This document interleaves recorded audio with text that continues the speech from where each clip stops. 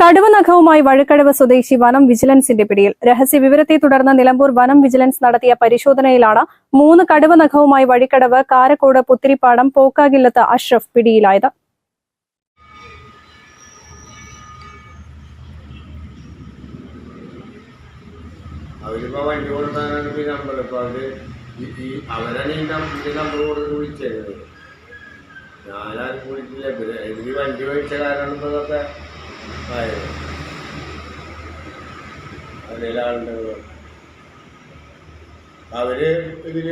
പ്രതി കടുവയുടെ നഖങ്ങൾ വില പറഞ്ഞുറപ്പിച്ച് വിൽപ്പന നടത്താനിരിക്കെയാണ് വനം വിജിലൻസ് പിടികൂടിയത്. 3 കടുവ നഖങ്ങൾ 25,000-നും 50,000-നും ഇടയിൽ വില പറഞ്ഞുറപ്പിച്ചിരുന്നു. ഉത്സവ പറമ്പുകളിൽ കളിപ്പാട്ട കച്ചവടക്കാരനായ പ്രതിക്ക് 3 മാസം മുൻപാണ് തൃശൂർ ഭാഗത്തു നിന്നും കടുവയുടെ 6 നഖങ്ങൾ ലഭിച്ചത്. ഇതിൽ 3 ഇയാൾ വിൽപ്പന നടത്തിയിരുന്നു.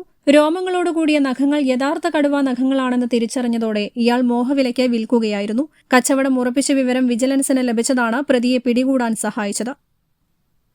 News bureau, Nilambur. രാവിലെ കണ്ട സ്വപ്നം ബലിക്കോ മുത്തശ്ശി? അതറിയില്ല, പക്ഷെ മോള് സ്വപ്നത്തിൽ കണ്ടത് മോളുടെ അരികിൽ തന്നെ ഉണ്ട്. അരികിലുണ്ട് നിങ്ങളുടെ മനസ്സറിയുന്ന ഹൃദയങ്ങൾ. Osmia golden diamonds, Pandikkad road, Manjeri.